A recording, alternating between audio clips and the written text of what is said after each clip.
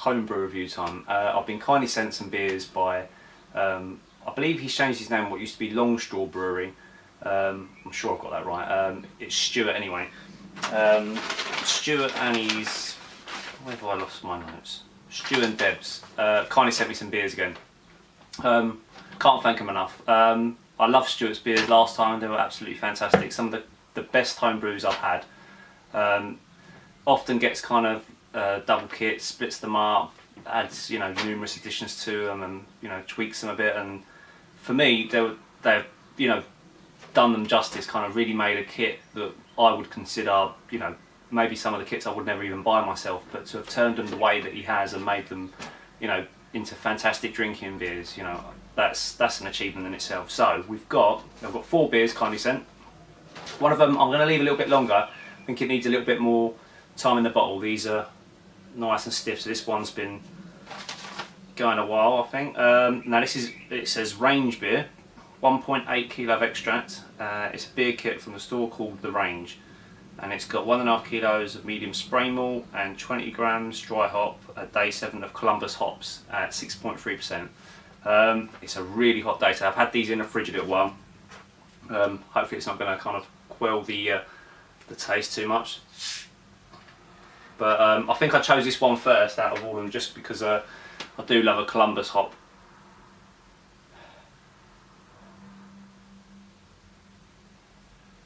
What am I getting on the nose there? I'm getting something, but I haven't got my big pint glass at the moment. I think it's still dirty from before, so I'm going to have to try and do a nice easy pour into the IPA glass and then go back for some more. Should be alright, the yeast seems to be quite compacted. Alright, it looks super dark on the camera. I haven't got the lighting up today. I've got a little bit of natural light coming through the window. It's chilled, so I think it's adopted a little bit of a haze on it, a little bit of chill haze probably. But I'm not fussed about all them things. It's made a fantastic head on it, or a super large head because of this glass, but I'm going to try and get through it and get some beer out.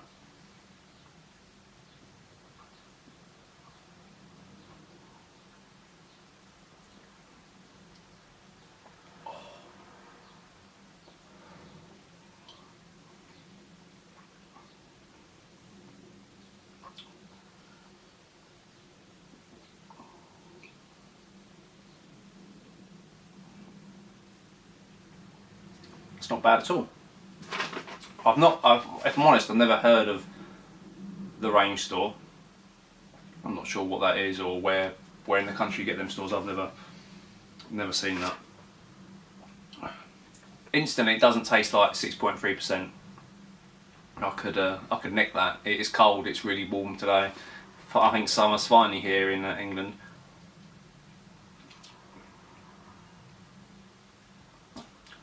Yeah, I'm guessing I get a little bit of hop note on there, but not a great deal. I guess 20 grams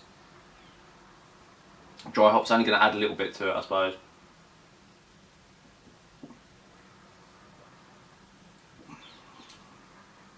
And I think it being cold might have quelled that a bit, but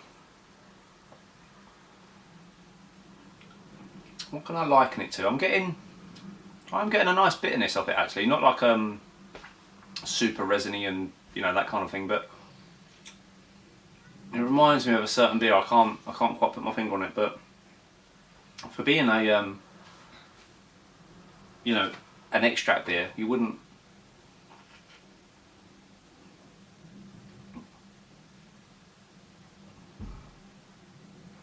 Yeah, I can't knock that. I think, especially of late, some of the Muntons reviews you might see me do. I've got another one coming up soon.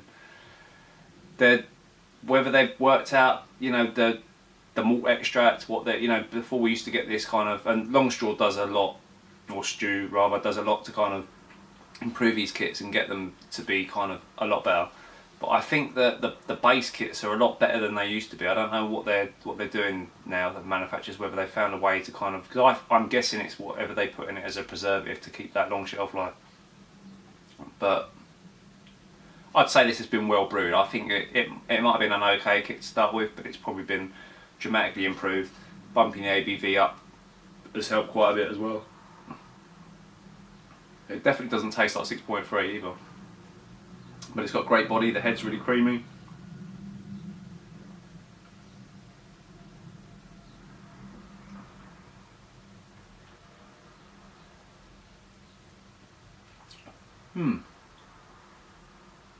It's just right for me, that actually. That's a bit of a, I'd say like a lawnmower beer. I mean, it's 6.3%, that's a bit of a, if I'm honest, a bit strong for my liking, purely because I kind of, not that I dislike a strong beer, or, you know, I'm not down in this, but I like about a 4 to a 5 so I can have a few, but you wouldn't know that was 6, and you'd neck a few and you'd be, you know, ready for bed before long. But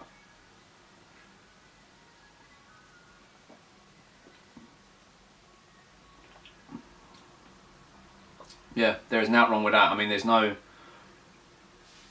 I mean, there's, to be fair, there's not an awful lot of tweaking, I guess, but I mean, some people used to say when I brewed kits early doors that they used to be some of the best kits. I always thought my beers tasted awful early doors, but there's something about this. I mean, you know, maybe it's the way Stu brews these beers. It's just, I'm not getting any twang at all, and I would, not to be, you know, rude to people, but I'd rather tell people that their beers weren't, you know, they had something that you could taste something in them, kind of thing. And I think you know, I think I can, well, I like to think I can, unless my tastes have changed, I like to think I could identify that homebrew twang, or the kit twang, if you like, but it's definitely not present here.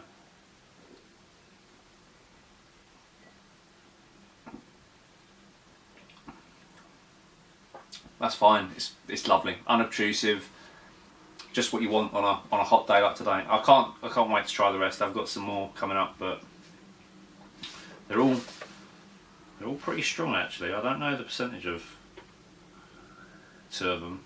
Maybe I'll fall over after that. But anyway, from the first one, from the ones that Stu sent me, Longstraw, absolutely fantastic. I can't knock it. So that has been the range beer, tweaked with some Columbus dry hopping. Lovely.